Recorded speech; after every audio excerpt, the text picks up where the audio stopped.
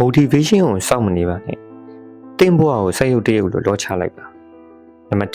1အလုံးလုံးချိန်အိတ်ချိန်အားကစားလုပ်ချိန်ကိုနေ့တိုင်းတသက်တတ်မှတ်ထားပါဒီနေ့တော့နားလိုက်ပါဦးမယ်ဆိုတဲ့စိတ်ရဲ့စင်ကြွေတွေကိုနားမထောင်ပါနဲ့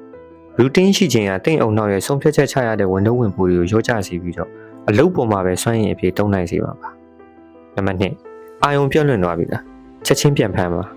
အခန်းထဲကအရာဝတ္ထုတစ်ခုခုကိုစက္ကန့်30ကြာအောင်မျက်တောင်မခတ်ပဲစိုက်ကြည့်လိုက်ပါဒါဟာ Stanford က Andrew Huberman ပြောထားတဲ့နည်းလမ်းပါမျက်လုံးကိုငြိမ်အောင်ထိန်းချုပ်လိုက်တာနဲ့လွင့်နေတဲ့စိတ်ကအလိုလိုပြန်ကတ်လာပါလိမ့်နံပါတ်3တင့်ဖုန်းကိုအသုံးမဝင်အောင်လုပ်လိုက်ပါ social media game နဲ့မလိုအပ်တဲ့ application တွေကိုဖျက်ပစ်ပါဖုန်းဆိုတာအလုပ်အတွက်ကိရိယာပဲဖြစ်ရပါဖြော်ပြရေးဆက်မဟုတ်ပါဘူးလူတစ်ယောက်ဟာတစ်နေ့ကိုဖုန်းအချိန်100နီးပါးပုတ်နေတာဟာသူ့ရဲ့အာရုံစိုက်မှုကိုအချိန်100ဖြတ်တောက်နေတာနဲ့အတူတူပါပဲ system ကောင်းရင်တင်ရင်ပြင်းဆုံးနေ့တွေမှာတော့အလုပ်တွေအများကြီးပြည့်မြောက်နေပါလိမ့်